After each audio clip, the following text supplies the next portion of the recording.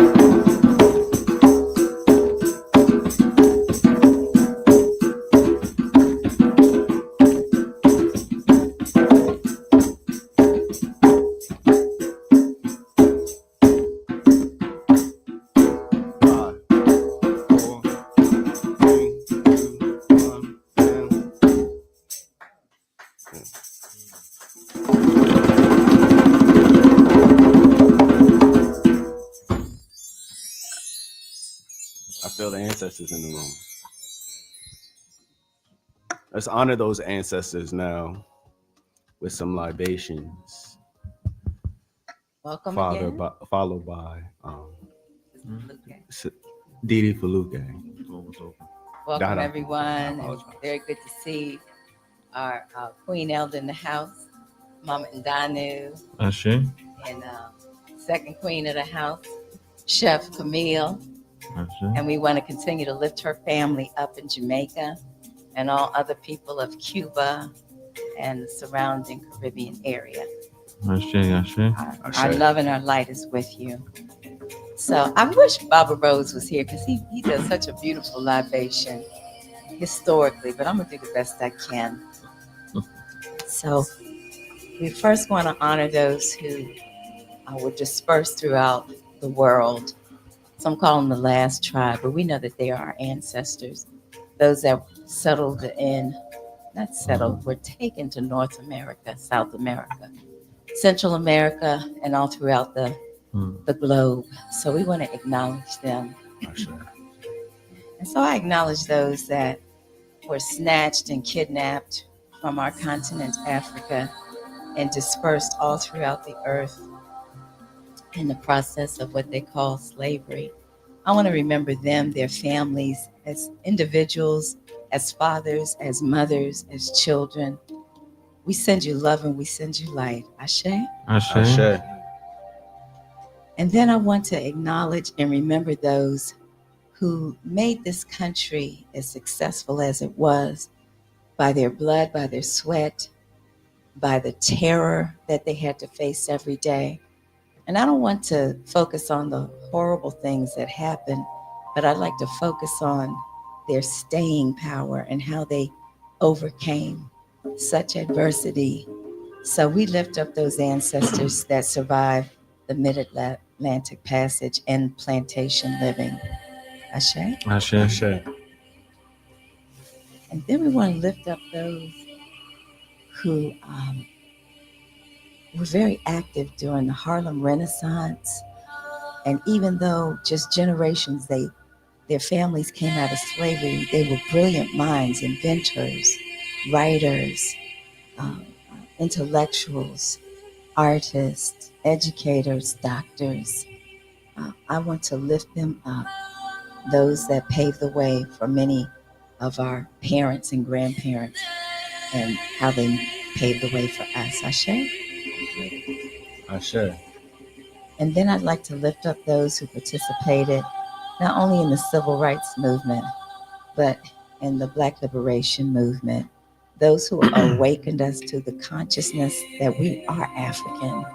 And whether anybody else agrees with that, it doesn't matter. As long as we're defining ourselves and we know who we are. I want to Sure. lift up, and you can call some names if you like, Kwame Nkrumah. Ashe. I want to Sure. lift up Patrice Lumumba. Ashe. Welcome back. I'd like to lift up, yes, Thomas Ashe. Sankara. I'd like to, Ashe. Ashe. Ashe. I'd be well. Ashe. Nina Ashe. Singa. Nanny of the Maroons. Ashe. Carter G. Woodson. Ashe. Ashe. Benjamin Banneker. Ashe. Ashe. And all those names that we know that we haven't called, as well as Nat Ashe. Turner. Frederick Douglass. Ashe. Ashe. And then we like to acknowledge our family ancestors, our great grandparents, and those that go all the way back to their origin. And you may call their names now. As well. Ashe. Ashe. Ashe. Ashe. Leonard White. Pauline Johnson.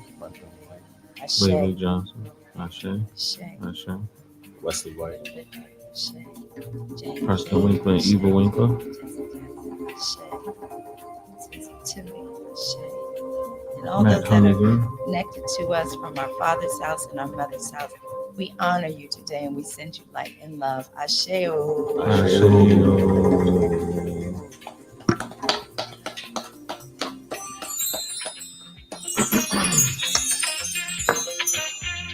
Always appreciate pouring libations. I think it's such a beautiful ceremony, ritual, depending on how you.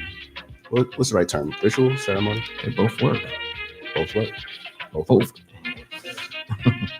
So, I'd like to share.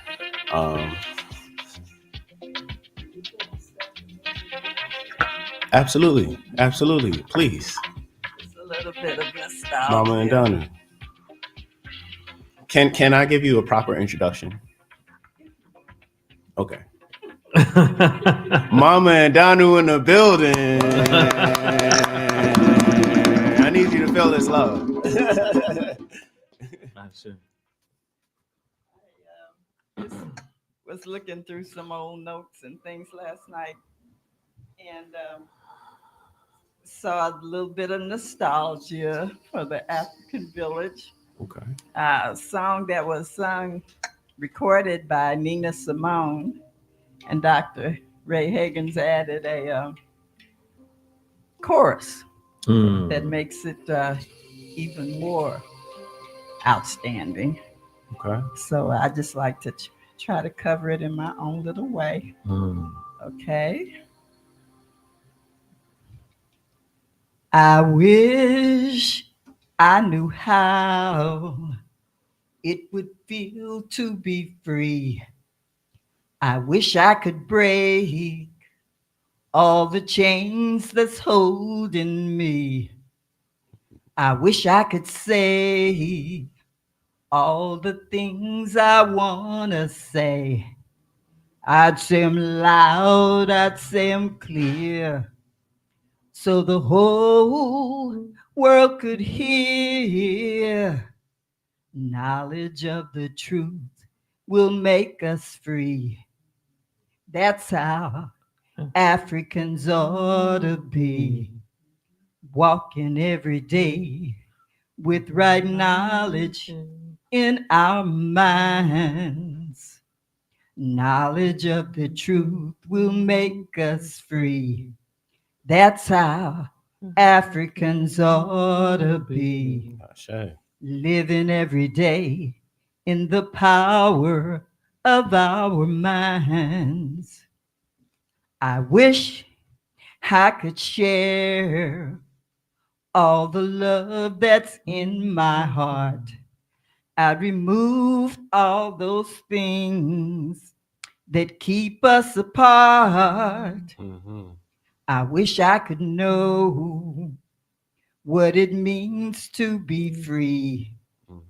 And you'd see and you'd agree. Every African should be free. I wish I could live like I want to live. I wish I could give all the things that I can give.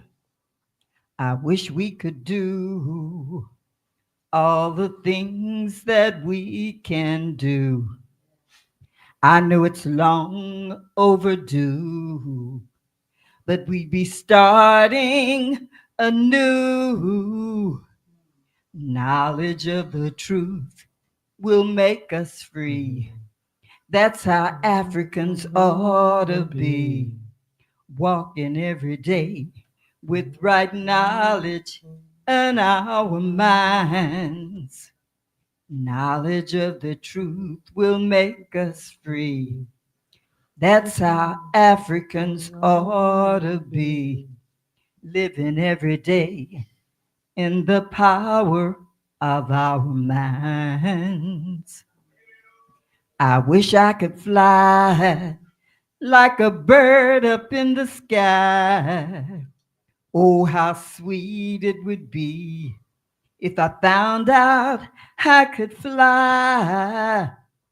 I would soar up to the sun and look down at the sea. Then I'd sing because I'd know what it feels like to be free. Knowledge of the truth will make us free. That's how Africans ought to be. Walking every day with right knowledge on our minds. Knowledge of the truth will make us free. That's how Africans ought to be. Living every day in the power of black minds. Hey, we gotta be free. You and me, yeah, we must be free. Africa and Africans must be free. Hey, we're gonna be free. We're gonna be free. You and me, oh, we must be free. Africa and Africans must be free. We're gonna be free. Be free. You and me, oh, we must be free. Africa and Africans must be free. We're gonna know how it feels to be free. Africa and Africans must be free.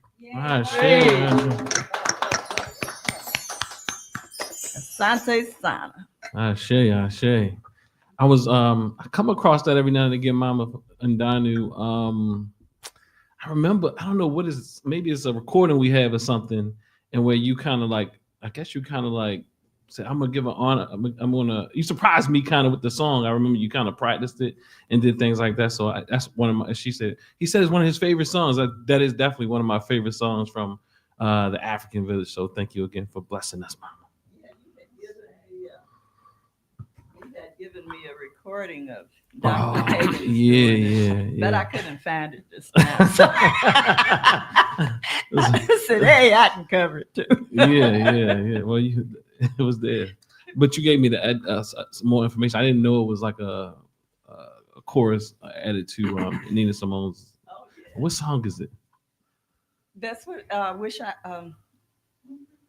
could be free. Okay, but she sings with a different tempo, right? If I'm using the right term. Yeah, well, you I know, wish I. I wish. Yeah, I she could. Yeah. Yeah, okay, yeah. Okay, gotcha. Yeah, you know she's strong. Yeah, she's strong and aggressive she a with her. drag. Yeah, gotcha. Okay, gotcha. But you can pull it up on YouTube still. Yeah. Her version. Yeah, I know the song now. I listened to her. I just didn't. Oh. Yeah, gotcha. Yeah. Thank you. Thank you for letting me share that. Thank you for sharing it. Thanks for blessing us. So I wanted to continue with the musical interludes and maybe do a collective Bob Marley rendition of No Woman, No Cry. I was going to start it out on the guitar and you pull up the lyrics, you could karaoke it, and just bring in the ancestors continuously, enjoy, and take part in such a beautiful day and a beautiful ceremony. I really appreciate everybody. I'm going to start it off. No Woman, No Cry.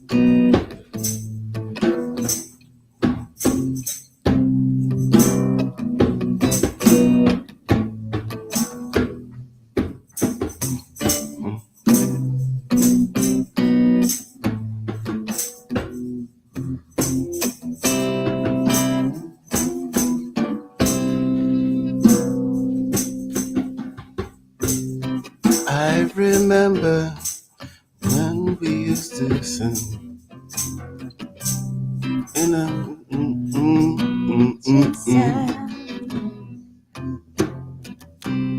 I'm observing the hypocrites, yeah.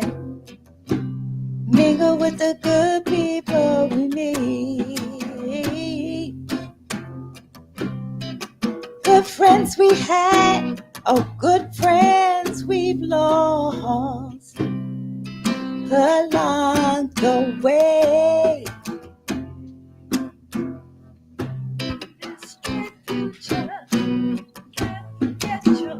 Can't forget your past. Dry your tears and say, oh, woman, no cry. No woman, no cry. No Woman, no cry. No woman, no cry. Said I remember when we used to sit in a government yard in Trenchtown, observing the hypocrites, mingling with the good people we made. Good friends we had, or good friends we've lost along the way. Said, You can't forget your past, no.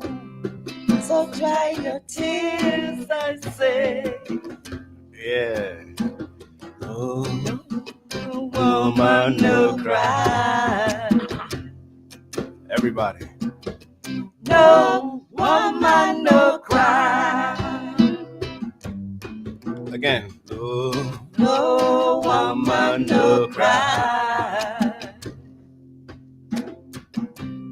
No woman no cry. Everything's gonna be alright. Everything's gonna be alright. Everything's gonna be alright. Everything's gonna be alright. Yeah. Everything's gonna be alright. Everything's gonna be alright. No woman, no No woman no cry. That's a real good. One more time. Everything gonna be alright. Everything's gonna be alright. To Jamaica, Everything's gonna be alright. to Haiti, Everything's gonna be alright. Everything's gonna be alright. Everything's gonna be alright. Everything's gonna be alright. Everything's gonna be alright. Everything's gonna be alright. Oh my no cry. There's no No, oh my no cry. Ashe. Oh. I appreciate y'all. I feel like we brought it in good. I feel like we brought it in good. Alright. So I feel very comfortable in saying, are we going to do the ode to the ancestors? The libation served as it. Okay, no worries. Just want to make sure I'm covering all my bases. Okay. So with no further ado, I want to start the discussion by introducing Dr. Asar Winkler. So Ashe. So now introduce me. Dr. Asar Winkler! No. Introduce me. I think I just did introduce you. Did I not introduce you? Somebody tell them what I'm saying. No, I apologize. I know. No. I just thought it was funny. But thank you. Don't worry. Look, I'm doing what I can. Hey, give everybody a round of applause. I think everybody Give did a Brother great job. Farr I think everybody for being a round of applause, for bringing in the everybody did a energy, great job. for bringing in the spirit, for bringing the collaboration together. Ashe. Thank you for the mamas for bringing it together. And I appreciate everybody, and I appreciate the Caribbean, specifically Jamaican contribution. As my dear wife, she is, those words. These are the words I said to her yesterday. Everything's going to be all right. She has a way of showing her feelings, quite Jamaican-like. But but she is necessarily pondering some things as the hurricane has hit down, and family members and all those type of things. So keep her in thoughts, prayers.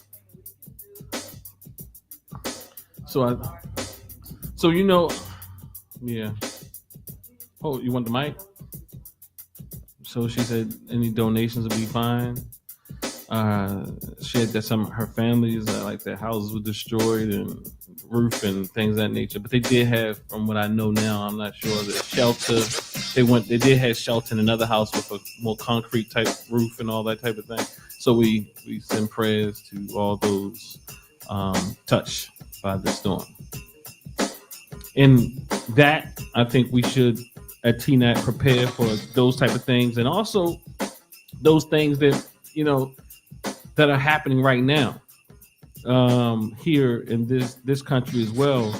I would say let's ask you not to become so fearful, but just kind of jump in the mode. How do we support one another in these times? Because there's nothing that we can't do together. And we have seen times before, quite like the times we're under. But nonetheless, I trust that if we come together, there's nothing we cannot do. Ashe? Ashe. So today we plan to visit a new topic, and the topic is what is it? Is African spirituality, part 1. It's more specifically we're going to be going into the Book of Ptahhotep, one of my favorite books from our ancient ancestors, ancient African ancestors out of Kemet, aka Egypt, ancient Egypt. And what I want to do is start off like this. May I ask my elders for permission to speak? They said forward on and speak. Ashe. So I'll start by saying, I walk in my yacht with balance, truth, and divine alignment. I rise with discipline. I heal with courage. I give my gifts to the community. Ancestors walk with me, rise in me, and divine guide me. Ashe, Ashe, Ashe, oh. So, again, African spirituality, we've been talking about religion and spirituality, and I wanted to set up the conversation today. And I kind of want to preface this conversation with some things we spoke about prior. And one of the main things is, what is African spirituality? What does that look like? And I want to be clear that when I say things, I'm not necessarily coming off of just purely from my own framework. That's why I say Njia is a collective framework. And I'll read this. This section is coming out of Hosea. We're going to be reading the Hosea. We're going to be reading the Book of Ptahhotep, and we'll see how far we go in it today. The Teachings of Ptahhotep, the oldest book in the world, by Asa G. Hilliard and Larry Williams and Nia Damali, the editors. But I wanted to go into the Hosea because I like how Dr. Malana Karenga actually describes the books in this section of the Hosea called the Books of Wise Instruction, which the Book of Ptahhotep is one of them. And I'll read it and I'll tell you what I'm pulling off of as I conceptualize Njia and spirituality as it pertains to us as African people today. So it says the books of wise instruction, certainly one of the most important and well-written kinds of sacred literature of ancient Egypt are the books of wise instruction. Although some traditional Egyptologists would argue that the instructions are more secular than sacred, evidence does not support such a contention. One assumes they came to this conclusion because the instructions offer explicit life lessons of how to conduct oneself alone and with others. However, if that is their main argument, and it seems to be from all readings, then they would have to rule out the Book of Proverbs as secular. For not only does it contain similar instructions, but also it was based on the ancient Egyptian model and borrowed whole passages from the Book of Amenemope. The books of wise instruction are as sacred as any of the other books of the Hosea. For the main focus is on Mayat and moral and spiritual obligation each person has in preserving and practicing it in and for the community. Thus,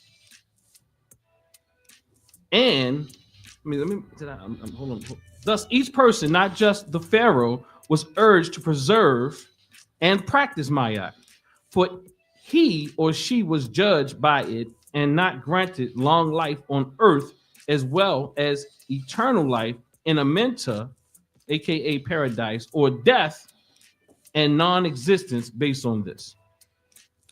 Therefore, Ptahhotep says, Mayat is great, its value is lasting, and it has remained unchanged and unequaled since the time of its creator. It is, he continues, a plain path even for the ignorant, and those who violate its laws are punished. Thus he urges moral excellence in all one does, so no fault can be found in your character. Likewise, Kedi tells his son Mikare that righteousness is fitting for a ruler, and that he should do that which is right, that you may live long on the earth. For more acceptable is the bread of the righteous than the ox of those who do evil. Clearly, then, Mayat, the quintessential moral and spiritual concept of ancient Egypt sacred literature, forms core focus of the instructions, even though some rather secular situations and solutions are posed. Moreover, given the inseparable link in ancient Egypt and other parts of Africa between the sacred and the secular, the attempt to separate them make little sense and meets with even less success. Thus, the sages teach their children and the people to think Mayat, speak Mayat, and do Mayat in secular and sacred situations. For this will not only ensure a mutually beneficial community based on Mayat, but also everlasting life. Ashe. Now tell me what y'all heard there, because that was a lot.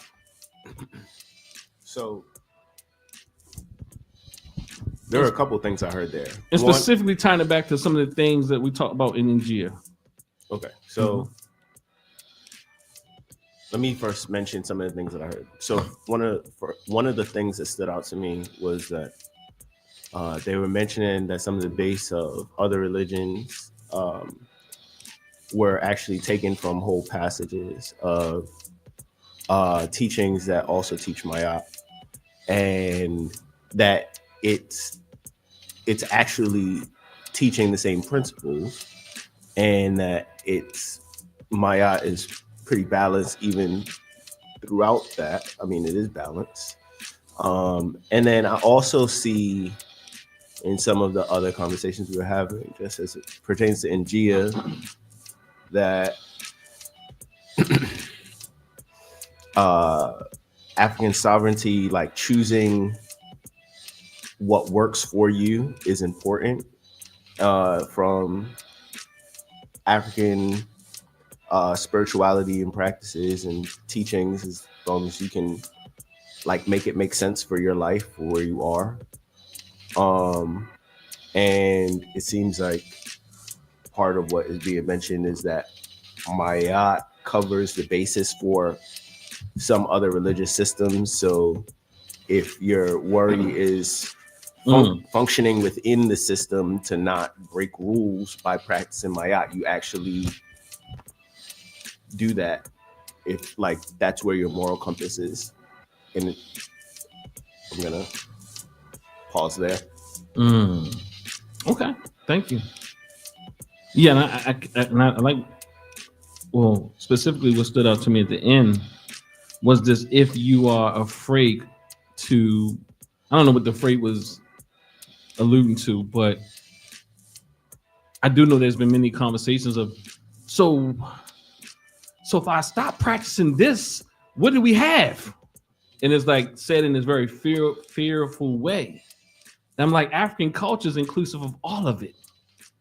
There's nothing that these religions, you can practice them, that's not a problem. But I'm saying that there's nothing that our culture doesn't already have that is sufficient. In fact, there's no separation. So the fear is not necessarily that we don't have, because we have it, and it's in abundance. You have a whole continent you can choose from. And it's all intertwined in this culture.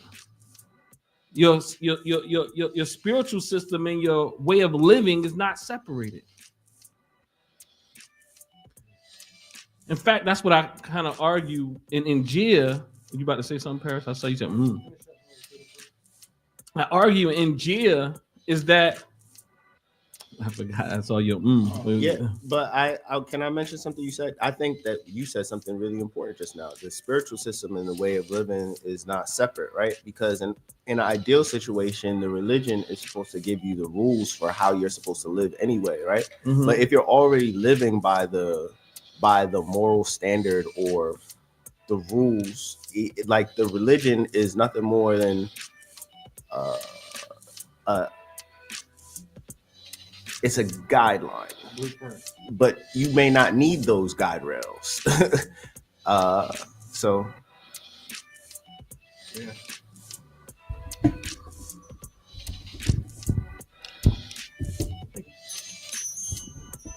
Okay, not that much difficulty there.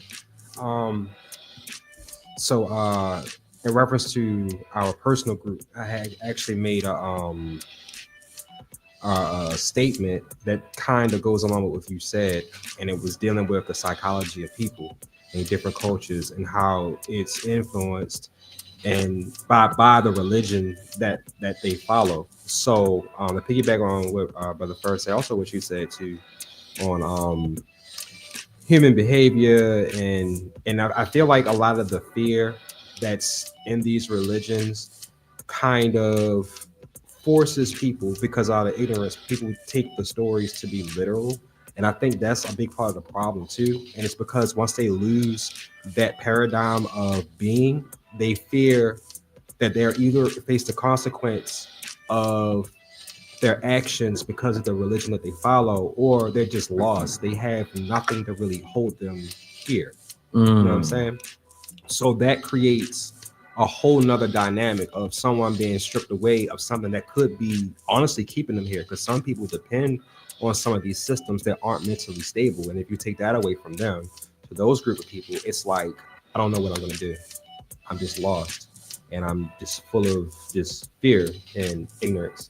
So I think, in my opinion, the first thing that should be established, even before kind of like subscribing to some of these practices or religions, is to identify that this is a story.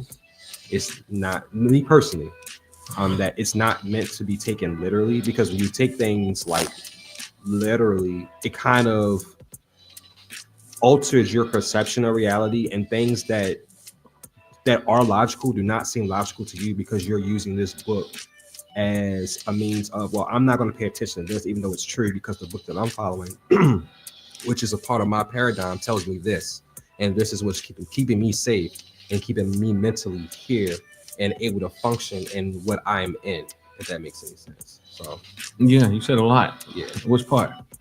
Oh But yeah, I think I tracked you. okay, so I wasn't going anywhere.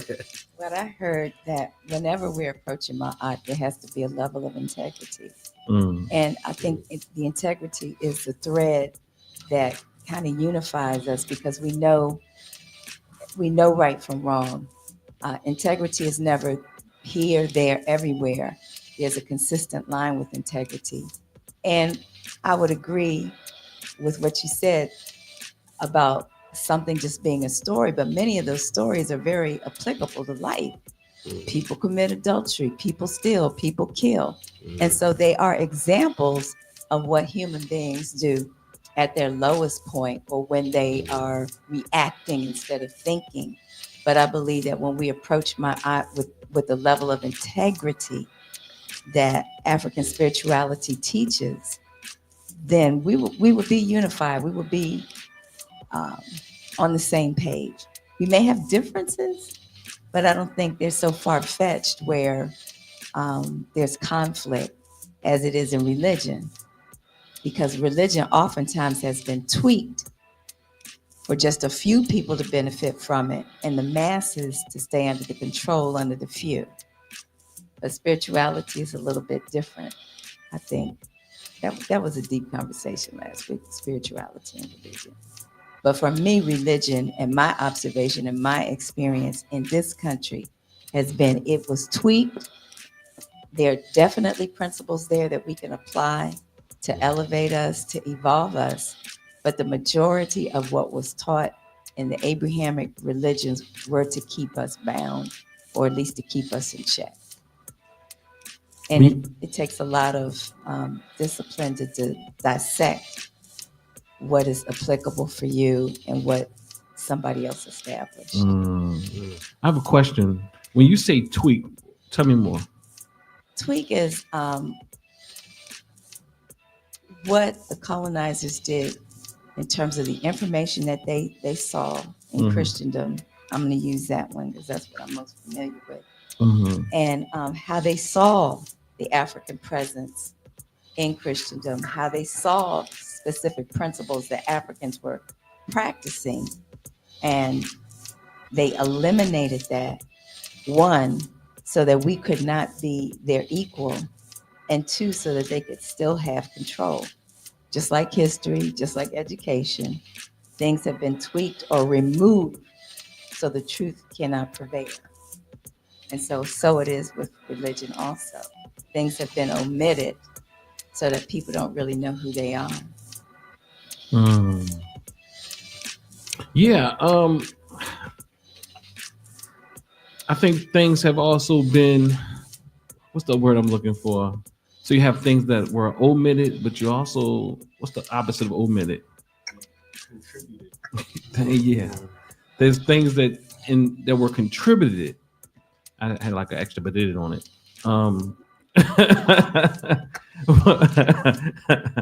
But I think when I hear like omitted, it almost, in my mind, consciously or subconsciously, almost assumes that there was something pure about it, or there was something almost holy and created by the deity, in a sense, not by man, and man omitted. Whereas I would probably argue that, not probably, I maintain that man created it, and not only omitted things to control you, but created things to control you. I don't, yeah, and I think Brother Parrish and you were like on the same page. I think the difference in that was, I think he said the stories definitely have some utility, or they do share certain things, certain themes even. But what happens is, I think what he was saying was that from his optic,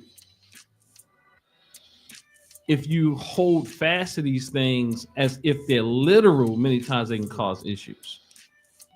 And I say that they work for people until they don't work anymore.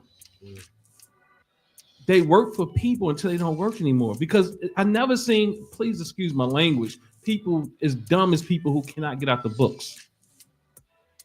And what I mean by that, I'm sorry. I'm sorry. Where your life is just, everything becomes what the Bible says. Everything becomes what the Quran, every little thing. And we're fighting each other about something that doesn't have any more power than we do.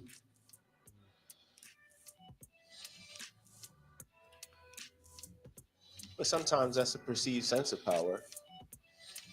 Like, the more that you read about it, there's, I think, levels of consciousness. And to some extent, when you feel like you know something that other people don't know, it creates an air of superiority. Yeah. So, and then you're able to almost speak down to people, or to and I'm not making this a black-white thing. I'm saying everybody does that part. I think everybody does that. Like, if you get a little bit of information, and I'm not saying I'm saying everyone culturally does that. I'm not saying every individual does that. I want to make the distinction. But I do believe that feeling like you know something that other people do not know, I mean, even spreading the information is that sense of arrogance. it is the like. I'm sorry you don't know this. Let me go and show you the right way. You know what I mean? It inherently gives that superiority. Complex. Yeah. So I think people, especially marginalized people who don't otherwise have power, it's a rush. It's a bit of a rush. So I think it's not always just spiritual. Sometimes it's just psychological. It's like social. Absolutely. It gives some of us a sense of identity. That's what I'm hearing. So in that identity, I'm more superior because I know it better. It's okay. I mean, but the thing is, what you know better is it's okay if you know it better. But when you believe every story, hook, line, and sinker, when you believe that you are the chosen, like Jewish people do a lot of times, there's a problem there. Like we overlook lots of things, and while a lot of wars have been fought and all these type of things due to people's literal interpretations of these texts. And then these wars are on a social level, but they actually show up in our households. Where, pardon? And they show up in our households, and we want to talk about misogyny. Look, how do you talk about misogyny but still be applicable to the Bible? Yeah. You have to do a lot of mental gymnastics. Can I say something? Hold, Mama's going to you go. Okay. But I'm trying to get my thought. Come on back. And I believe that's where we have to examine what really is. You said the Jews. They're not really the Jews. They're Ashkenazi. Yeah, they're from Europe. And so anybody, even a child, could say, well. So who are really the Jews? The Jews are the people that were displaced who migrated from Africa and were in various places. And the people that we call the Jews today saw a political advantage to becoming Jews because they weren't anything at that time. We're talking about 13th, 12th century. And so they were faced with Islam, they were faced with Christianity, and they were faced with Judaism. Which one do we take?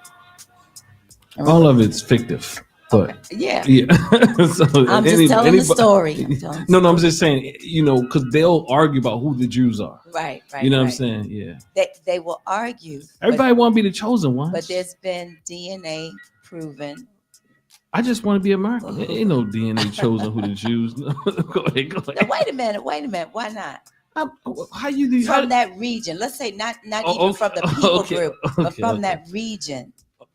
Okay. So if people have done testing on remains in that particular area, because who was living in that particular area before anybody? Which area? The Palestinians were. Okay. They were there initially before anybody started flooding the place. And so I'm saying, if DNA was taken from those that are alive, as well as those remains that were in that area, the deceased, and the DNA matched, that gives us some type of clue about certain people's origins. Yeah, quite like the Jewish people was enslaved and supposed to build the pyramids. That's what I'm saying. It's fictive. So when you talk about a created people, in a made up book, everybody would jockey for position to be the chosen ones. And maybe not. Because there's a responsibility that goes with that. Unless you create another narrative. Tell me more. I don't think everybody wants to be the chosen people. And we can see that because a lot of the Ashkenazis are leaving what they've been practicing for generations.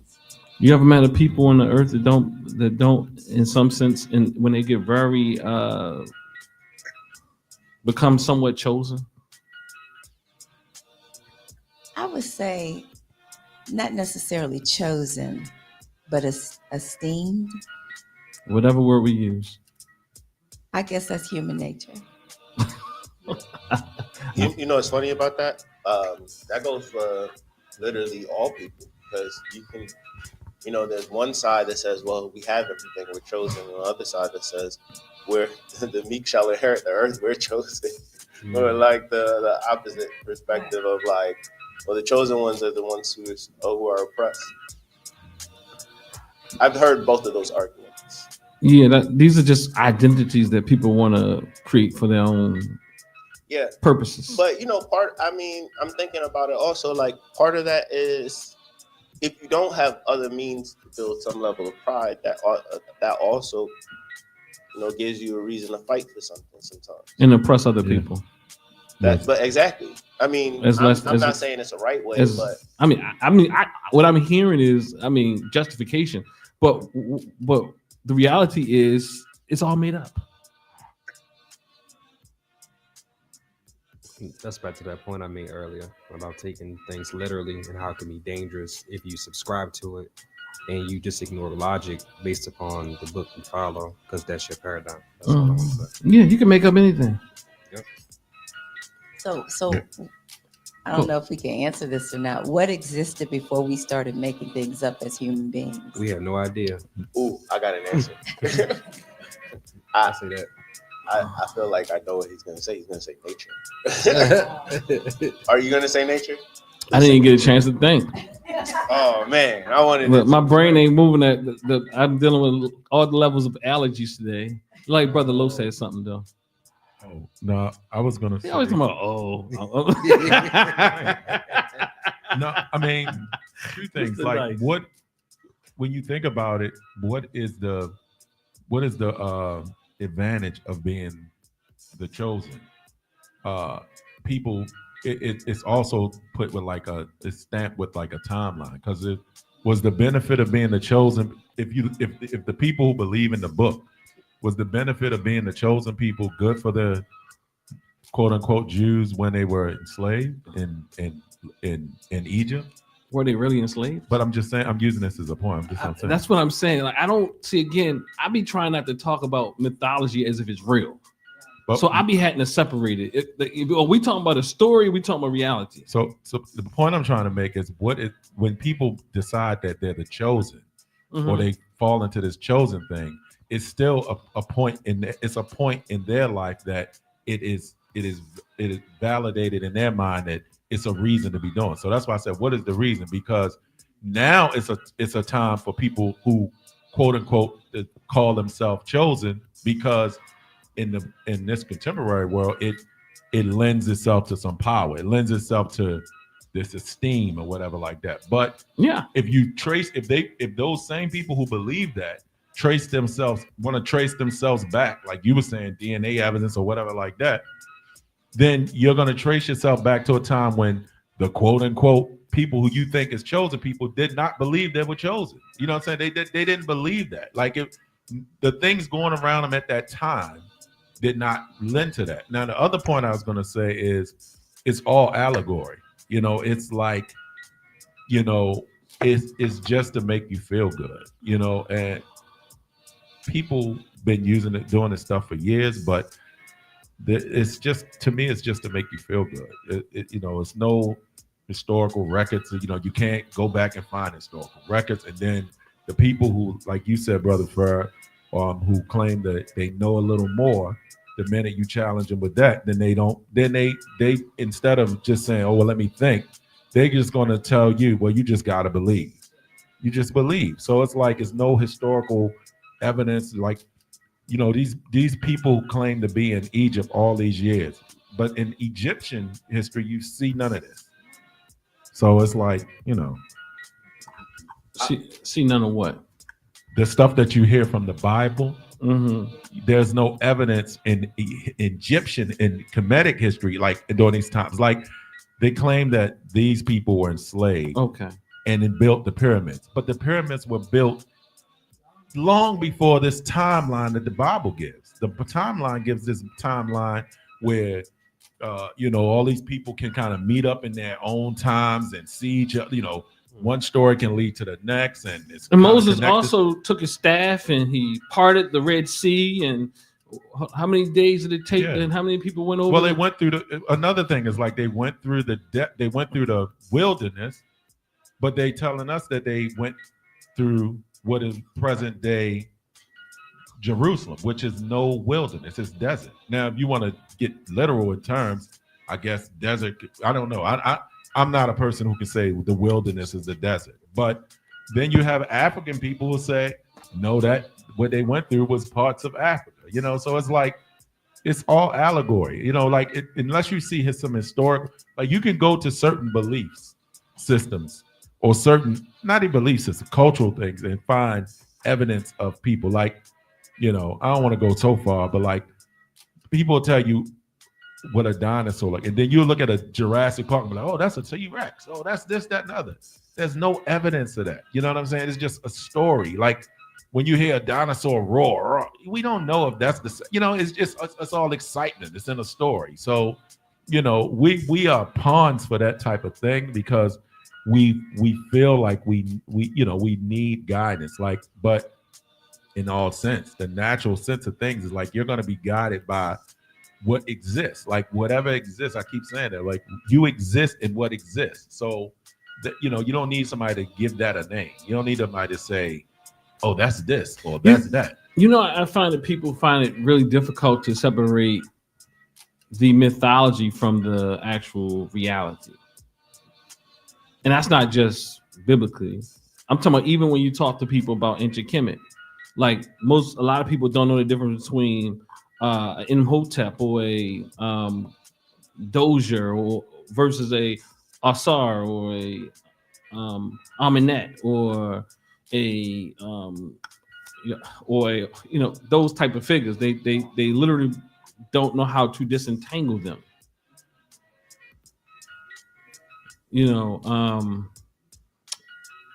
Anybody have a problem with disentangling Asar from Naman Ra versus a Hatshepsut?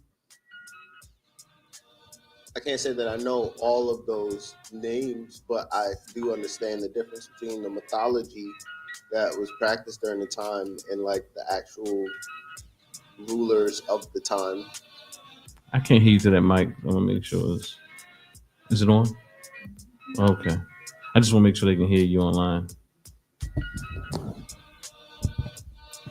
I was just mentioning that I can distinguish the difference between the rulers of the time and the mythological characters that I think in many cases were intended to teach allegory. Okay. Well, returning to center, the part that I think really highlights and sums all up what I really want to articulate out of this write-up that Dr. Malona Karenga inserted before the chapters in the Hosea is that he says, moreover, given the inseparable link in ancient Egypt and other parts of Africa between the sacred and the secular. And that's what it kind of sums everything up I'm saying, because there's this idea that we struggle with that spirituality looks like something outside of the way that we interact and engage with one another. What came to my mind this morning was spirituality without praxis is not spirituality. Yes. Just say practice.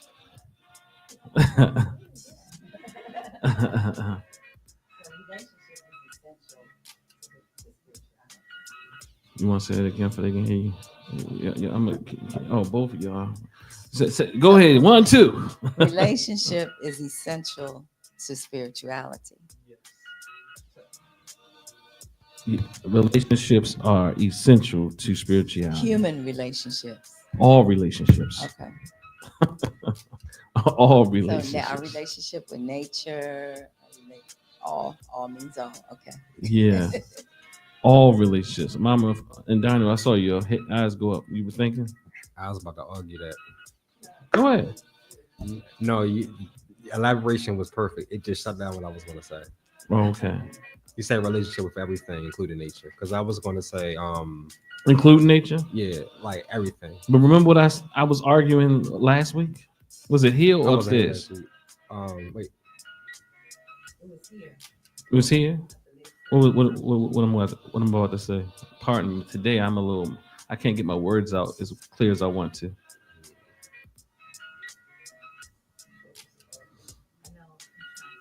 So the argument I gave is that even in the way that we see things dichotomized, we always see things dichotomized.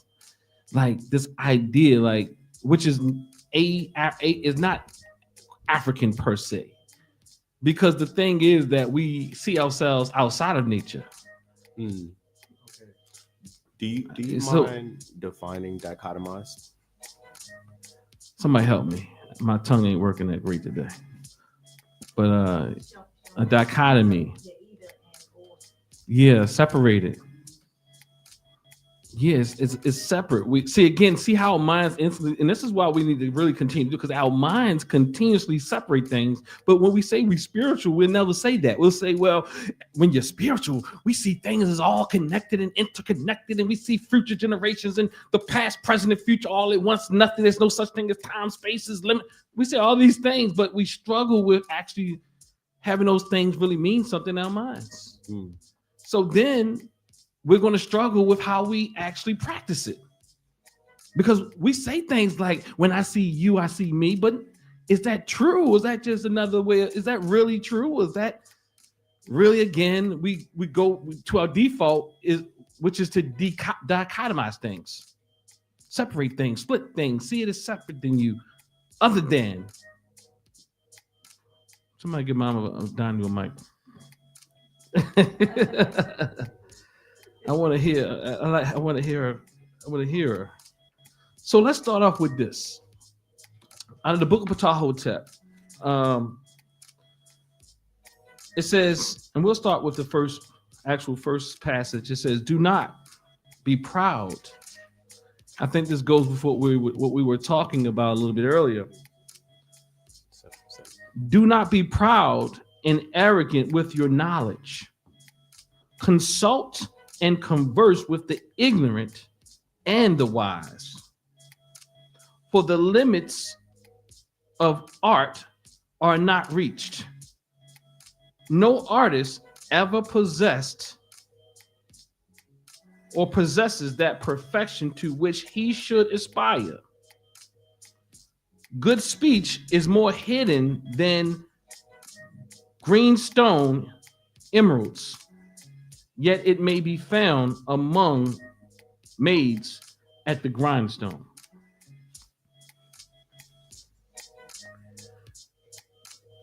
What I'm going to do to kind of make that make a little bit more sense, I'm going to go to the New English Translation. This is out of Who See It, the same verse. Be not arrogant because of your knowledge. Take counsel with the ignorant as well as with the wise. For the limits of knowledge in any field have never been set, and no one has ever reached them. Wisdom is rarer than emeralds, and yet it is found among the women who gather at the grindstone.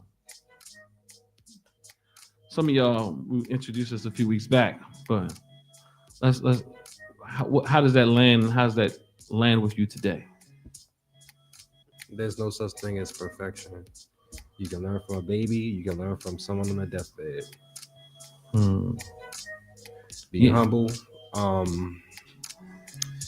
When you strive for perfection, a lot of problems could come from that. The feeling of disappointment of trying to attain something that's impossible can be torturous and can lead to insanity too. You sure know how to lay some words on it, don't you? Oh, we just saying. Lord have mercy. That's what I got from it. Oh man! Well, say that again. So, all right. Yeah. Yes, it can. Well, say that again. I was trying to figure it out too. So striving for perfection can lead you to becoming insane. It's you can't attain it You got that out of that? and more. But I want to see that part that I got out of it. I mean, you know, look, one thing we know, we should have kept with the first one to talk about the artist. Oh, because you're definitely an artist. Oh, Lord. Hey, Mr.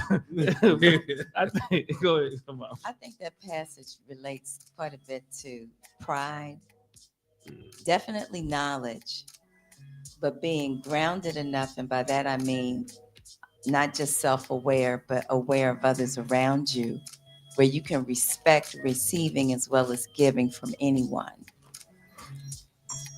I think that's what I'm trying to say. I agree with Parrish. Thank you. Just like people want to assume that because a person is an elder that they're wise. That don't mean that's true. Because the more I think and the more I see, the more I know I don't know. I just want to say I don't know. But and I think if you really striving for perfection, then you just gonna keep going up and up and up and up and up and up and up and up this ladder, finding newer things and older and older and older. You agree with his sentiments. You agree with his sentiments. I'm not sure if you agree that of the interpretation of the verse. That was just one of many, but I wanted to use that one. Well, I mean, I get it, but I think this is not. I don't think this verse is saying not to strive for perfection. Saying be humble. Yeah. It's saying don't be arrogant about what you know. Don't think that makes you better than other people, better than anybody else. You know, I think just like so many people take the Bible, for instance, and when they get into an argument or debate or whatever, they think that because I can say the Bible says so, that's supposed to be the end of the argument. You know, there's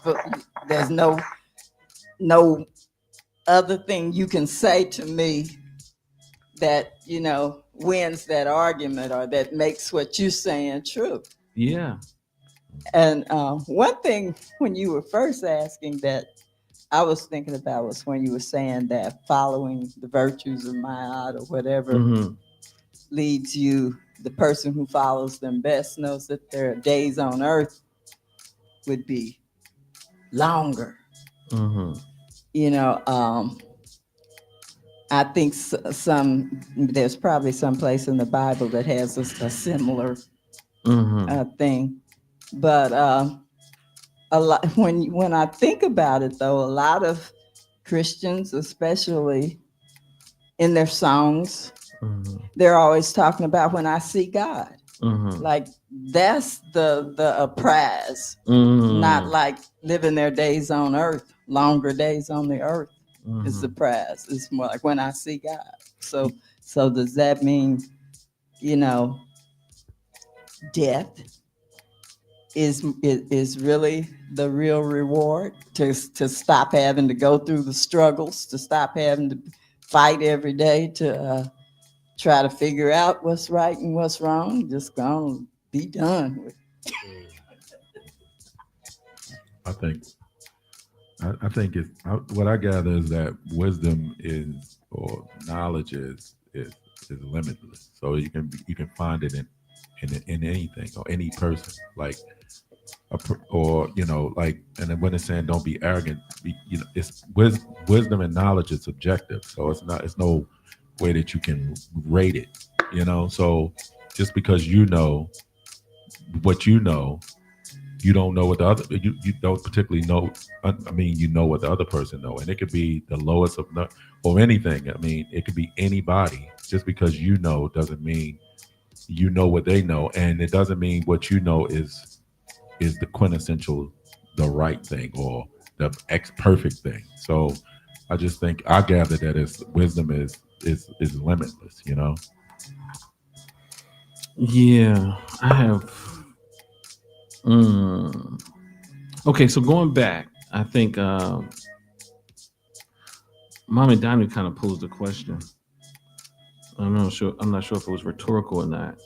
But the way I see that first part is when I think about our ancestors and you cross-reference that with other things as far as us living our life longer on earth, it's kind of like when we lift ourselves up in libation. We like you will be forever remembered. If you live by my yacht, your name will always be called. Hence, you'll always live. You'll always be brought into the space. But it says live my yacht. It's another part of this very same book that speaks about that. Living a life where you will be honored in libation. I also see that as when I look at be not arrogant because of your knowledge. I don't think that I think I will probably diverge a bit, and not saying that it's subjective. I think it can be quantified depending on what it can be like, not depending on how you define knowledge. But I think it's saying be open. Continue to know, be open to learn.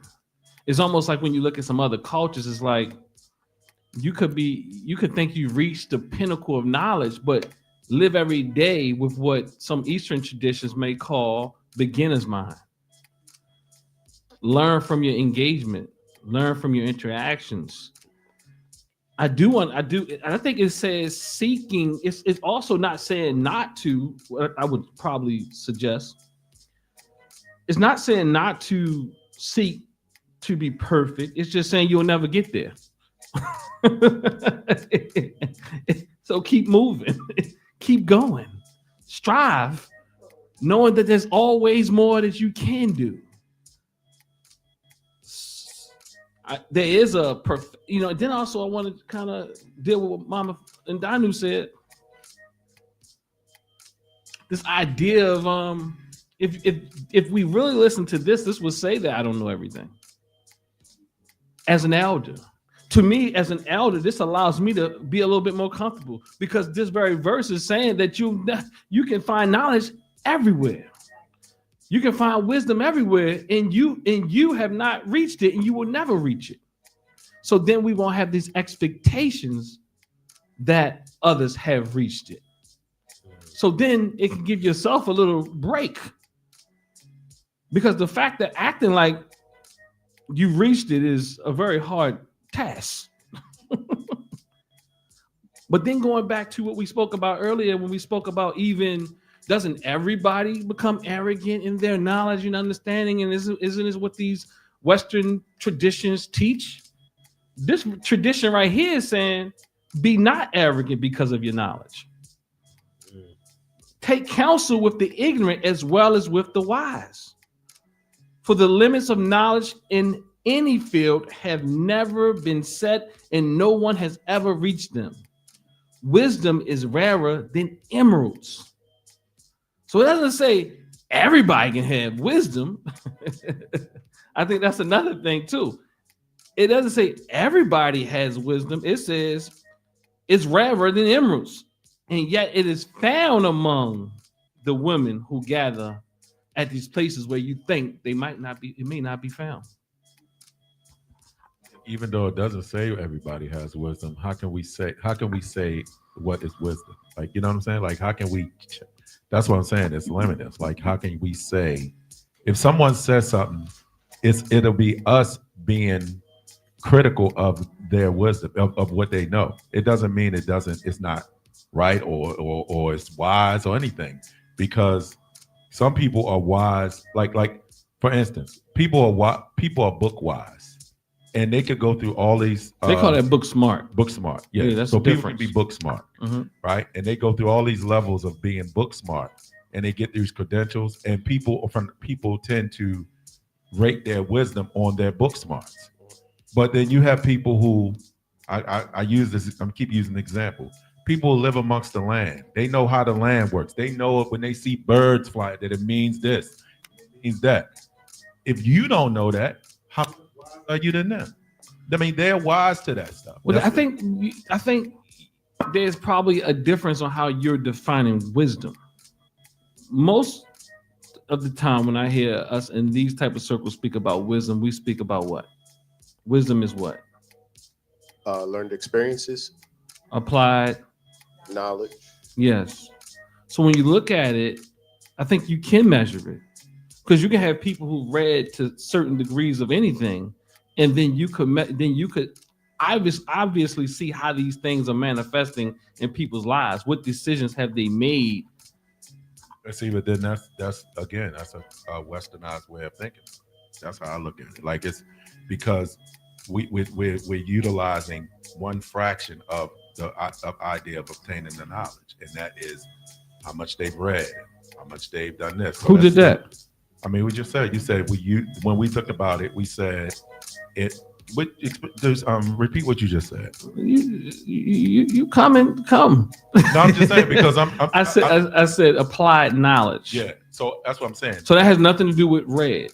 Yeah, so applied knowledge. But it doesn't exclude read. Yeah, it doesn't exclude. So when the applied knowledge is still of who actually is witness to, who's experienced that knowledge. Like, if you have never experienced these people, these other people, this other thing that they're wise of, then we can't say that it's not wisdom. Who would say that though? I'm just saying, I'm just making my point. I didn't say anybody was saying. I'm saying you can't say that. No, I don't know who is. I'm just saying you can't say it. Okay. Who can't say it? Whoever who is. So, because what you said was the way that I guess whatever was articulated was a Western way of looking at it. And you said because that'd be the book knowledge or something like that. And then, so it's like, I don't think that these things are separate. I don't think these things are separate. I think there's some level of perhaps compartmentalization going on here. Because wisdom, again, in that culture becomes applied knowledge. It's not like the applied knowledge stays here. The applied knowledge is wherever it is. The people in the tribe, let's say, the people in the small community who has that knowledge and who has applied it in a way that they said this one is a wise one. Yeah. So it's not like, so I think our mind is like, you're not fighting me because I'm not saying that. Get the mic, man. I took that. That's what I took. So I apologize for that, because that's exactly what I thought was going on. So, but that's why my initial thing was, like I said, like, knowledge and wisdom is limitless. Like it, and that's what I kind of gathered from it. But I get it what you're saying now. It's applied knowledge. It's applied. No matter, even the examples that I get is that wisdom is applied. People actually look to it and they follow it. So it's definitely a powerful knowledge. So in a more traditional sense, the elders are looked at as the wise ones. Why? And they've gone through that process, right? So again, it's this natural sense for us to compartmentalize things. Go ahead, Bob. I'm trying not to compartmentalize things. No, I appreciate the compartmentalize, because the whole thing is to go through this dialectical process of having these conversations. Because the thing is not, our brains naturally go to this or that. And when I'm speaking about, I'm trying to be as clear as I can. So applied knowledge doesn't stop here. And I think the reason why also, let me tell you why I put a little pushback to it, is because then there will be no, you have to be able to contextualize or measure the wise ones. So in the sense, the elders, but it doesn't mean the elders don't learn from the children. It doesn't mean all of these things, but we do, like in a natural hierarchy, we understand that our elders become the wise ones. So if we don't do that, then it's kind of like what we're dealing with right now. Everybody knows. Everybody think they. Everybody see because we are misunderstanding smart or intellect with wisdom, and there's different because you got all types of people who know information out here, and that is what people go on the internet for. But how do you apply it? That's a difference. Wisdom is rightly applied knowledge, whether it's in a book or studying nature. That's how I would use it in this sense right here. Okay. Yeah, because I think it's very dangerous, and I often hear people say things like, you know, everybody does, but there still is those who've gone through the trial, those who've gone through the initiation, those who've gone through the rite of passage, those who have, you know, who apply these things. There is a need for people to usher you through. Hold up, mama. Say, then you what? And then they help you through. Then you get the Ashe. yeah. All that hard work didn't go in vain because process. She said when you get dementia and Alzheimer's, and if that's the case, you've done a good work for those who've come behind you to usher you into ancestorhood, And those who, you know, I that's an interesting note though, because also let's say someone does get dementia, the life that they live isn't unlived, so they still have planted seeds and helped people and done things that those the seeds that they plant, somebody else is going to be able to experience that shade, you know, even if it's just a mentorship, or even if it's like, you know, the groundwork of just raising a family or whatever it is. Like, nothing goes without vain. I mean, no, nothing goes in vain, I think, you know. Yeah. So if you are living in Maya and you do a good job, you know, I think it's, you know, Dr. Winker said earlier, like, the people will remember that, and directly and indirectly. And, you know, as bringing it in full circle, when we pour libations, we also say the unnamed ancestors, because they still matter. You know, not everybody's always going to be named. Actually, no, it's almost impossible to name everybody. It's impossible to name everybody. So, you know, just understanding that it's collective. Exactly. I second that. I mean, whether you get dementia or Alzheimer's or whatever, the wisdom doesn't die as long as somebody took something from it and I was able to share it. So the wisdom doesn't diminish, you know, when the physical diminishes. You know, the wisdom carries on, or the knowledge carries on, until somebody decides not to share or let it carry on. So that's you're right. Yeah. Yep. Oh, as long as you pass on the baton. as long as you pass it. Yeah. So next verse. If you meet a debutant in the heat of action, one who is more powerful than you, simply fold your arms like Mom and Danu and bend your back. To confront him will not make him agree with you. Pay no attention to his evil speech.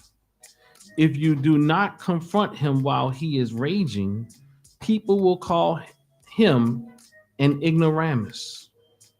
Your self-control will be the match for his evil utterances.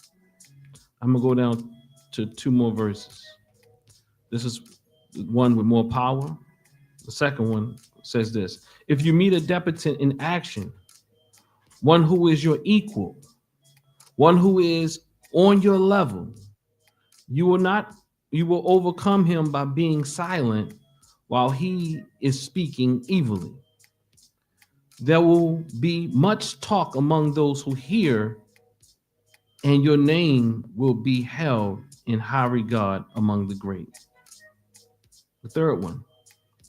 If you meet a debutant in action who is a poor man and who is, I'm sorry, that's disputant. If you meet a disputant in action who is a poor man and who is not your equal, do not attack him because he is weak. Leave him alone. He will confound himself. Do not answer him just so that you can relieve your own heart. Do not vent yourself against your opponent. Wretched is he who injures a poor man. If you ignore him, listeners will wish to do what you want. Let me say that again. If you ignore him, listeners will wish to do what you want. You will beat him through their reproof.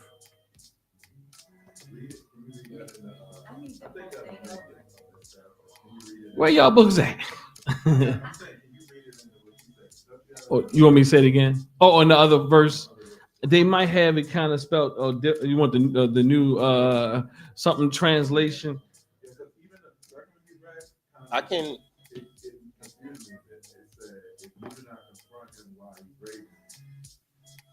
If you do not confront him while he is raging, people will call him an ignorant. You know, one of the things I'm pulling from this is on all levels of the social ladder, and thinking about like that first part, right, which was essentially be humble and receive information from all places. And then if you find someone who is an aggressor, like as if you're arguing with them and they have more power than you, cross your arms. Okay. You know, let it be water off your duck's back. Don't overthink it and, you know, let it be. And then also, if you meet someone who is on your level, it's essentially the same advice. Like, there's no need to argue. You know, you're overcoming them by being silent. And even if they're speaking evenly. So if someone's arguing with you, don't give it any. If somebody is speaking evenly and they're on your level, still, you don't need to respond. And then if you find somebody who is lower than you, they say a poor man, but I'm just assuming that this means lower. And then they also say weak.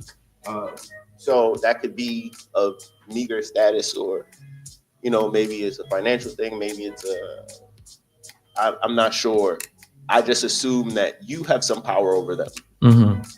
That it's really no, can I say it in a more modern term? It's no flex to stomp on them. Mm-hmm. You know, you should also stay quiet in that moment. And when you ignore him, the listeners will do what you want, assuming that you have some type of status over them, and assuming that maybe the listeners are on equal or lower level. But I think that through this, what they're really saying is definitely listen more than you speak. As you know, from the first part to the fourth, it's like a similar theme.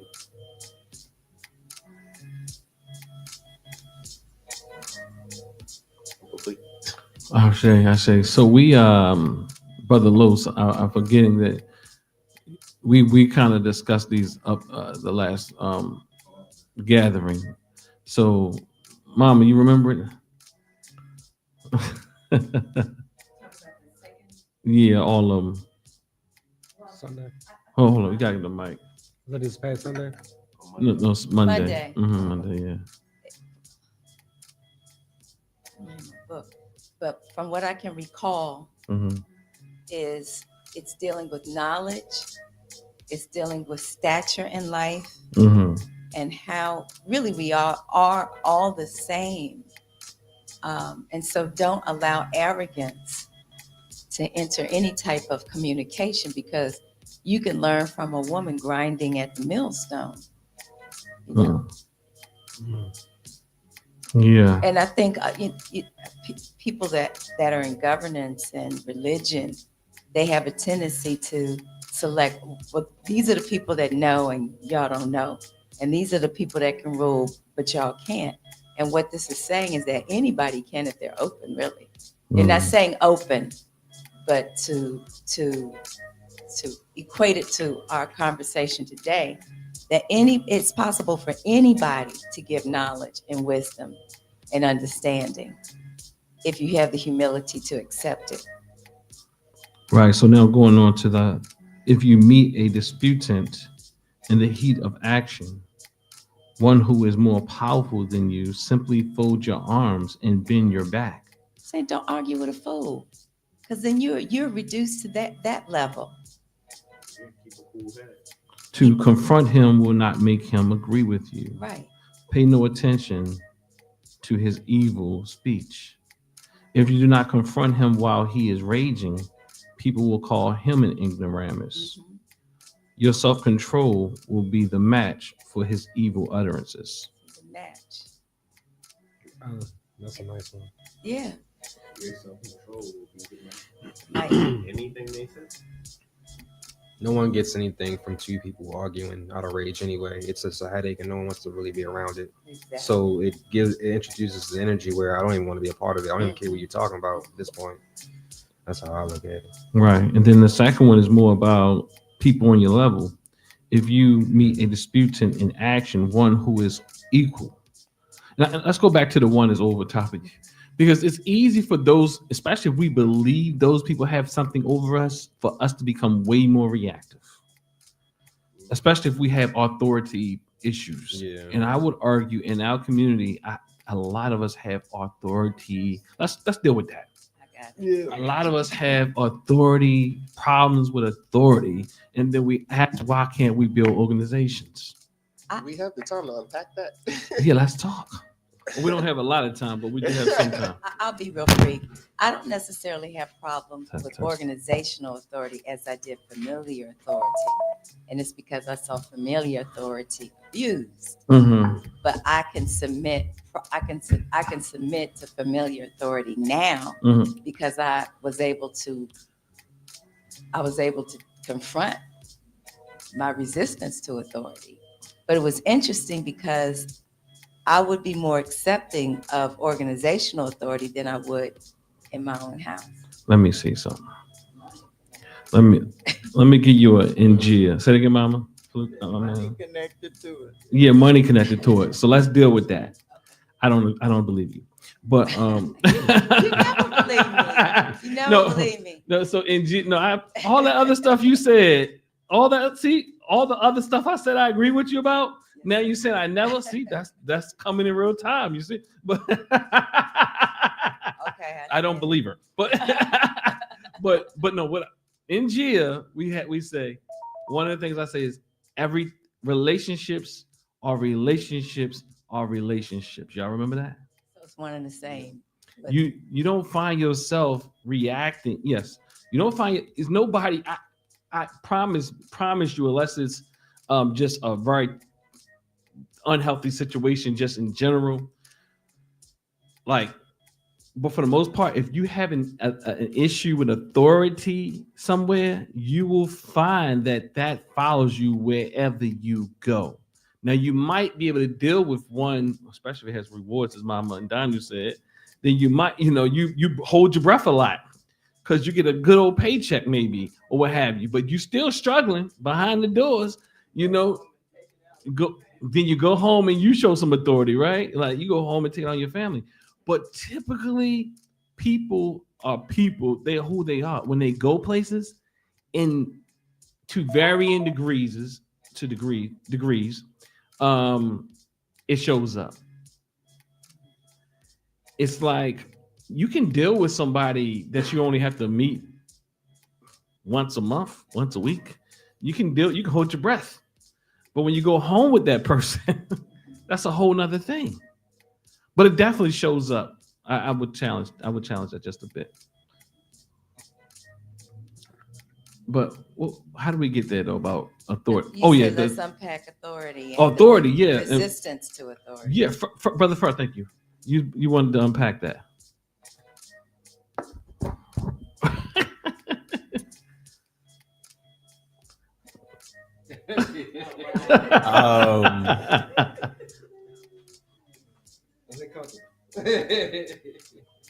Let me just say this while he get his thoughts together. In our community, due to our history, thank you. I really need that today. We have authority issues a lot of times because we are very sensitive to one in our minds thinking they have power, or we believe that a person thinks they're better than, and all that type of thing. So we kind of gravitate towards anarchy. We like anarchy, and anarchy doesn't fit African culture. Because African culture is culture. It means there's order, there's rules to this thing. It's to keep us out of chaos. But when we've been oppressed by others in our lives, we've already oppressed by this system to a degree. I mean, whether or not you want to agree with that terminology, just follow me. But then when you've experienced it from parents or your partner or your whomever, in fact, it starts as a child. Then you become reactive to what reminds you of that.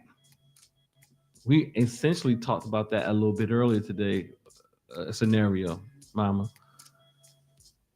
Because he or she that reminds you of that person in your life that you thought had too much power and control over you, triggers you in a sense.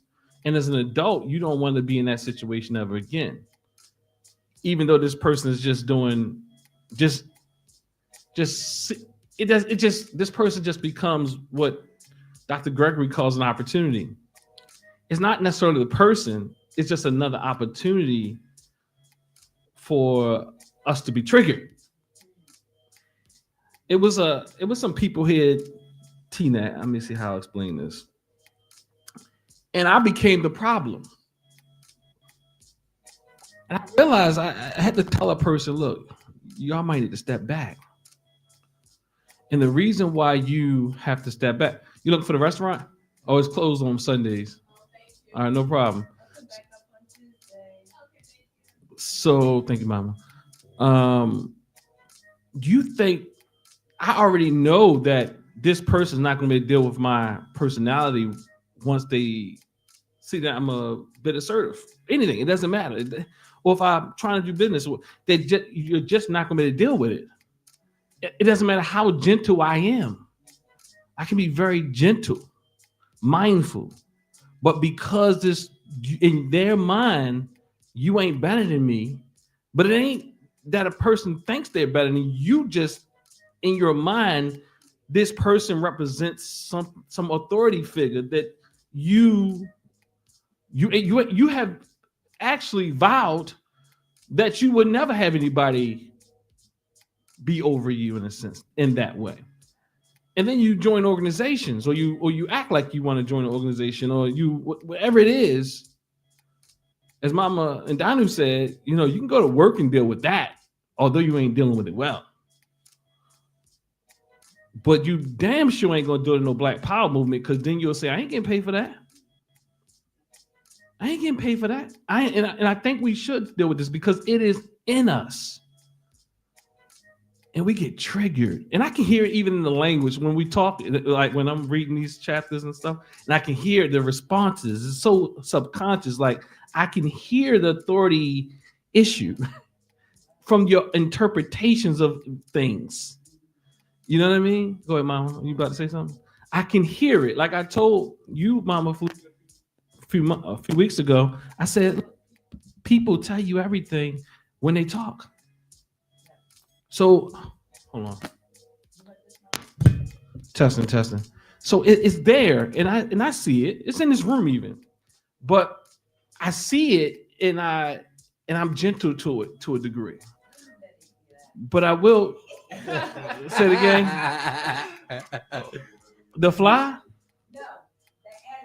Oh, okay. Look, thank you for the ritual. If it was just that easy, do it again. Do it 3 times. We have a lot of healing to do. We have a lot of healing to do. And part of the reason why many of us don't join organizations is because of that. And the first thing that comes to our mind, who are you? It's just the little chip coming. Who do you think you are? The type, you know, it's like you know what goes on in your mind. Why you gotta be right all the time? Well, like, you know, it's like it's I hear it in our conversation. So I wonder when I first left Njia, was it because I was surrounded by men and I kind of felt edgy about that, or if it was what I told you. Mm-hmm. I didn't think I could keep up with it and all the technology I had to deal with it. I wonder if that was a front for not being real, because I want to be better. Was that a front because all this masculine energy was here, and then I would have to submit to a masculine teacher? Is it masculine authority? Yeah, I don't have no problems with women like that.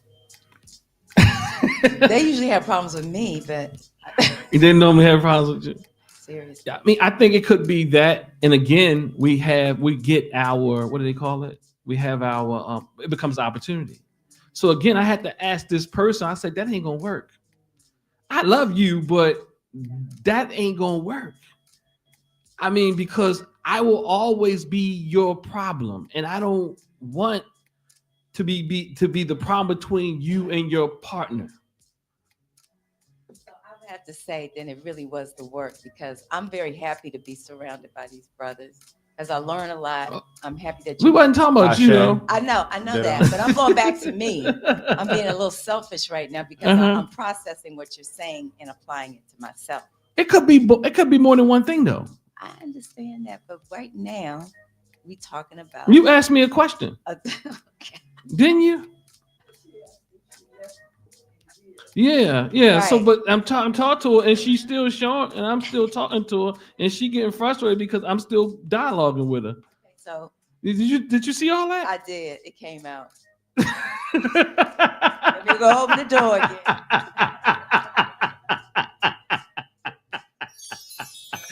Hey,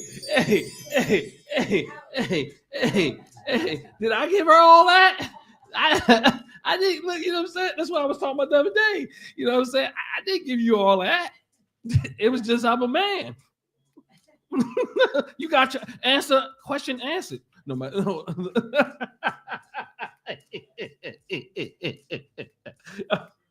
You know, but I mean, I get it, but it can't be all that. I mean, you could be right. I don't know. Let me say that. But it's there if that was the question, if that was the reason or not.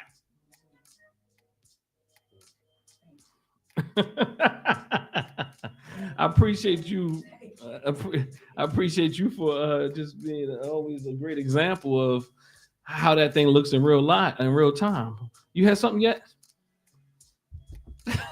I mean, I always got something. I'm always trying to be thoughtful. Okay, then we're gonna close it off with you in this round right here. So, problems with authority, right? I can admit, and I can see that. I'm sure it happens with a lot of people because there's a vulnerability to having to let go of control, and there's also a trust that has to be there. Mm-hmm. And you know, I think historically we either, well, I don't want to say we, I'm gonna use myself because I can't speak for everybody, right? Mm-hmm. But I trust, and then I'm like, nope, not again, right?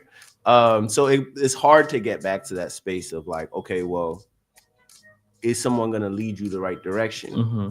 And that's, for me, I'm to be honest, it's not a man or woman thing. It's like a people thing. Mm-hmm. It's a character thing more than anything. And you know what I do, bringing it all back, because I'm all about full circle, right? So bringing it back, I think that in certain doctrine, in certain religion, people can say, well, this is you practice this, I practice this. Okay, there's some agreed upon norms in how we interact, and then that allows us to do business, or that allows us to communicate, to have community, to work together, to live together, to live next to each other, because I at least know some basic expectations of how I'm doing things and how you're going to be doing things, because you're going to be my neighbor, or you're going to interact with me, or you're going to interact with my kids, or your kids are going to interact with my kids, right? And you know, I think it's also important, as we bring it full circle, to consider that in Mayat and in African sovereignty, all of those norms exist also. I think it's just identifying those norms in a way that is cohesive. So it's like, okay, well, what this looks like is, you know, I can feel comfortable. And, you know, I think that also deals with the authority part.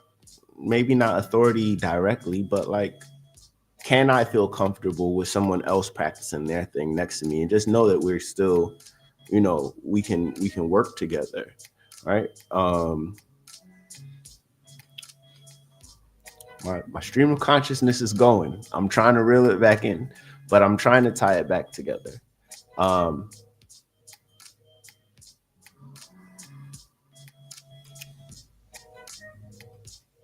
But I think self-discipline and living by a thoughtful approach to life can be created and can be observed in all of African culture. And, you know, that's what we're striving for, I guess. African sovereignty. So walk in my yacht with balance, truth, and divine alignment. Let's stop there. Then it goes say, it says, what does it say? I rise in discipline. And what's the next one? I heal with courage. I heal with courage. And I say, let's stop right there. So I heal with courage. It's not about just me. I mean, others. It's about me healing myself in courage. Because the thing in Njia, in the framework, is this, in the book that I'm writing, it's called The Refusal to Be Traumatized. Because the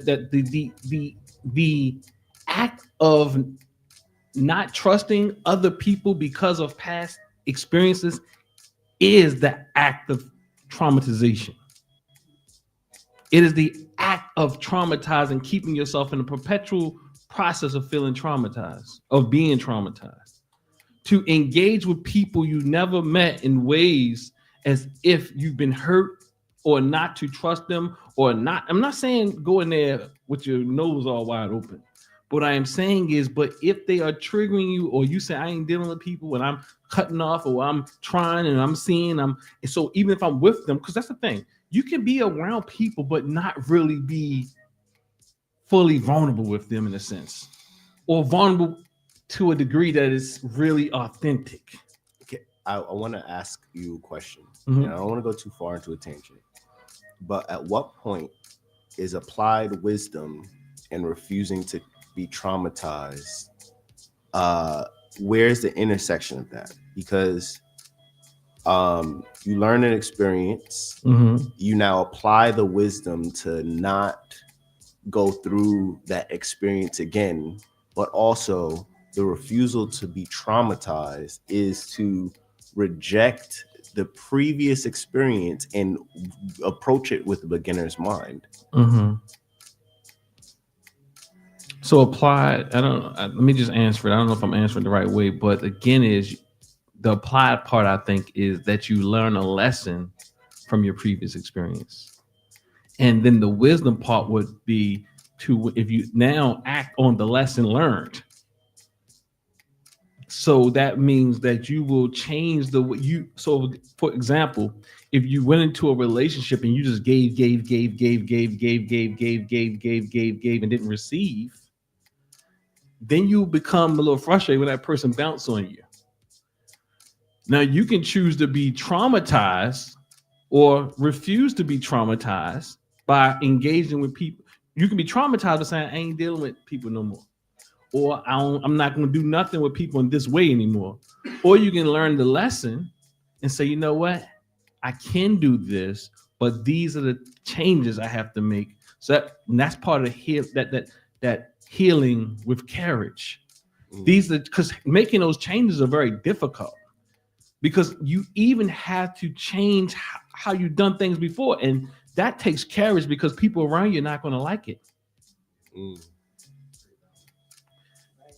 And you have to go through the act of people not liking things you're doing, and you might not even like it, but you know that instead of being traumatized, say, I'm not going to do a thing with people anymore. These are the parameters I can do them, and I can do them within these parameters, meaning that I'm going to do the thing, but at the same time, I am not going. In fact, the other part of Njia is not just to refuse to be traumatized, but not to be a pedestalized victim.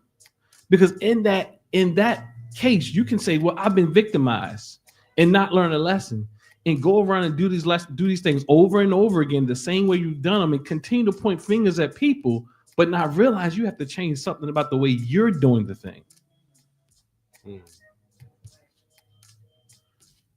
So the refuse to be traumatized, the refuse to be a pedestalized victim, because this culture allows people to put their victim, to wear their victim like a badge of honor. Yes.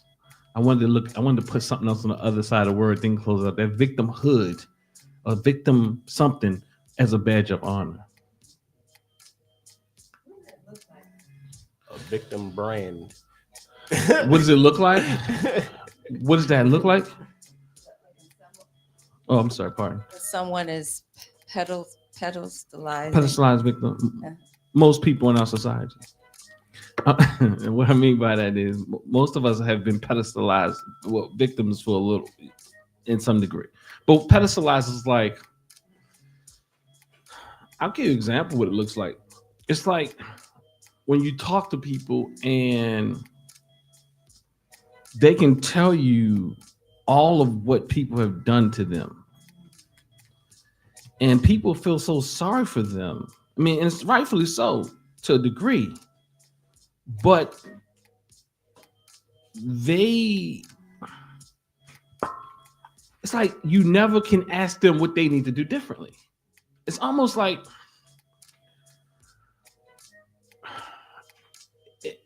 a pedestalized victim is an attention hoarder.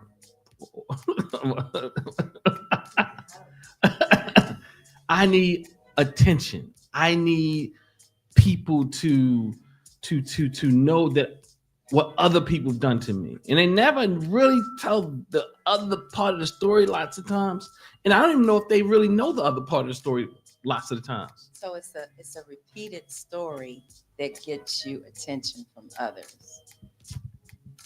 We love the attention of being a victim. Even you have identities that do that. I think that the whole liberal way of looking at things pedestalizes victims and actually has us fighting against one another. It's like this gender war that we see in our community. Men saying it's about women, women saying it's about men, and none of them are looking at themselves and saying, you know what? What did I do, and what do I need to do differently? They can demonize each other, but the part for me, Brother Lewis, take a little bit. So if this is no, that's me. Yeah, it's a little. So, but thank you. So the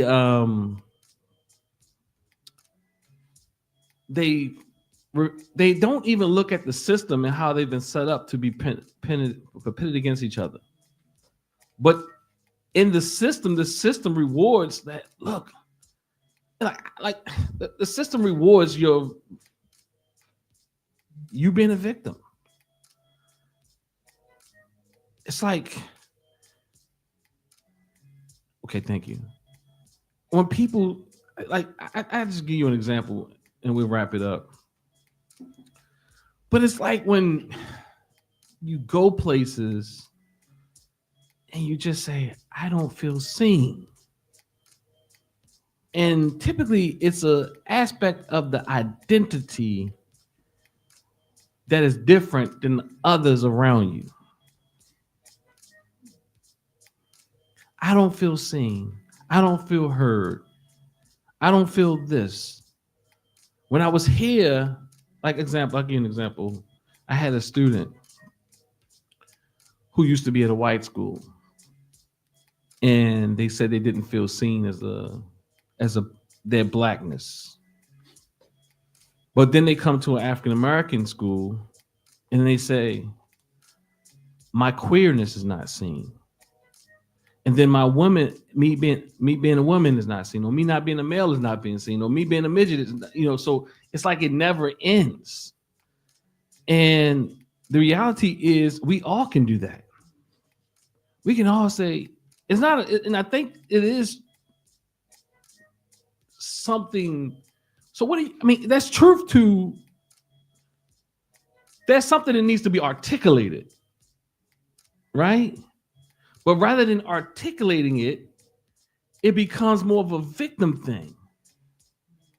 Like if I'm a male and I walk up in a room with a bunch of women and I feel like they're not dealing with male issues, I can say, I don't feel seen, or I can say, can we talk about these things? Or like, I can make that a victim. I can make myself a victim. Or you go to another room. Or you go to another room. But if I go to the other room, because that ain't the room I want to be in, and go to the other room and talking about that room. No, but I'm not saying. No, I got it. I got what you're saying. Or you can, but sometimes you can't. So we got to really deal with that too. Okay. Because I don't think we exclude people's realities, right? I think it's about being inclusive. It's the way that you approach it, though. Because lots of times, what it causes, I'm not seen. I don't feel seen. And so somebody has to be the problem outside of you. None of us are fully ever going to be seen. That's my argument. Because there's aspects of all of us that feel like it's not being recognized. But so what do you have to do to be more fully appreciated? Sometimes you got to do something in your mind, and sometimes you got to do something with your lips. Sometimes you got to do something with both. What I mean by lips, you got to talk about it. You got to speak about it and bring it to people in a way that we actually can have dialogue around this and do some work around this. And sometimes it's really in your mind. But it's okay if it's in your mind. Bring that up too. Because the reality is this is how a person feels. And now we can have dialogue to deal with that. Because the reality is in our minds when we've been victimized or we're pedestalized victims, it's something more comfortable about being a victim than actually solving the problem. Ashe. You funny. Well, go ahead, close us out, brother Fred, with that. When you shaking it, Asheo. So the thing is, because to confront the issue is more work than complaining. Because complaining requires you to set boundaries and make changes. And we don't want to make changes. We'd rather point the finger. Again, keep in mind, it doesn't mean the thing ain't happening.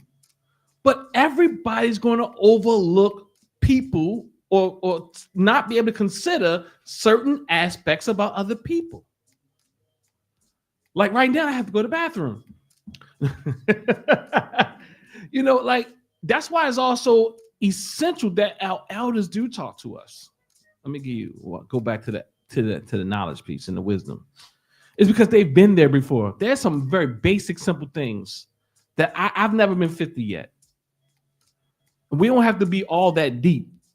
Talk about things. One thing I like about Dr. Henry Gregory is he kind of warns you in his own little unique ways. He said, "Oh, you're 40 now. Oh yeah, the body started changing a little bit."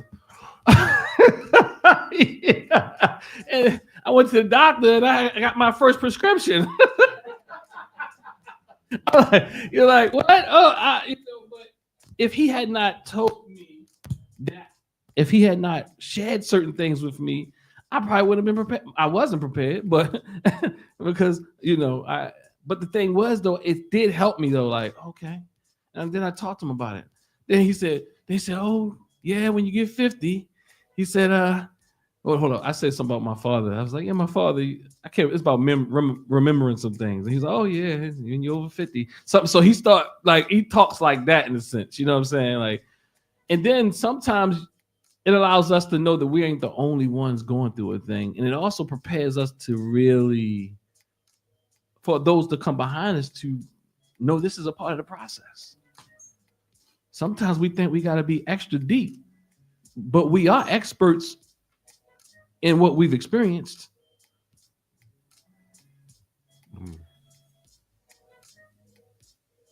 So again, I guess we'll close out like this. Be not arrogant because of your knowledge. Take counsel with the ignorant as well as with the wise, for the limits of knowledge in any field has never been set, and no one has ever reached them. Wisdom is rarer than emeralds, and yet it is found among the women who gather at the grindstones. Ashe, Ashe. Ashe, Ashe.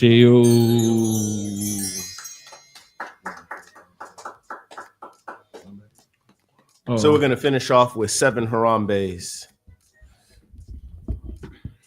If we can all stand and put our black fists in the air.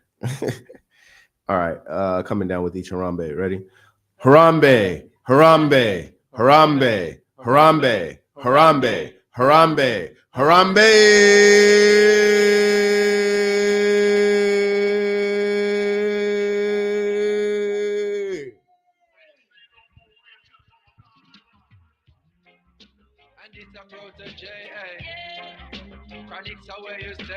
I see you, Los. Don't be trying to do it like that, man. I was like, look,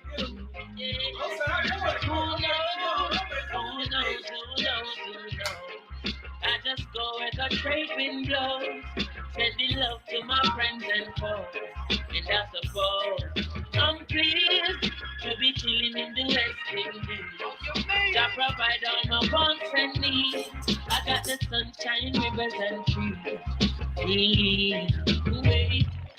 When me see Jah, me see a way. Drastically straight from hypocrisy, I say, hey. Every man to them own a philosophy. I live the proper way and then me read a chapter daily. Man, they in a city hungry and no eat. And food they down a country, just a drop off of the tree then. You see say poverty no real then, is what the reason revealing.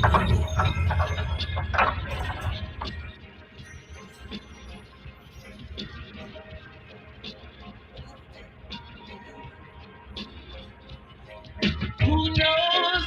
Who knows? Who knows? Who knows? I just go where the trade wind blows, sending love to my friends and foes. And I suppose I'm pleased to be chilling in the West Indies. I provide all my wants and needs. I got the sunshine, rivers and trees. Yeah. When the rain hit a pot on the roof, herb just a steam pepper pot on the stew. Like it's a dream if you got gratitude. So go tell the regime them can't stop what we do now. Information you think on your own, or else you're a slave to the things that you know. What do you know if you learn every day? So be careful of things where you say. Who knows? Who knows? Who knows? Who knows? I just go where the trade wind blows, sending love to my friends and foes. And I suppose I'm pleased to be chilling in the West Indies. Jah provide all my wants and needs. I got the sunshine, rivers and trees. Believe. Africa in our soul, but a Jah in our heart. It is of importance for I and I gather. If we cannot show now a balance that we are, how do we propose then to carry it abroad? Cannot go to Ethiopia and you not have a plan. The building of a nation and a helper on. Every one a lover, one a man is just a man. It shall be a coronation when we land. Who knows? Who knows? Who knows? Who knows? I just go where the draping blows. Yeah, man. Sending love to my friends and foes. Hello. And I suppose Hello. I'm pleased to be chilling in the West Indies. I provide all my wants and needs. I got the sunshine, rivers and trees. Really.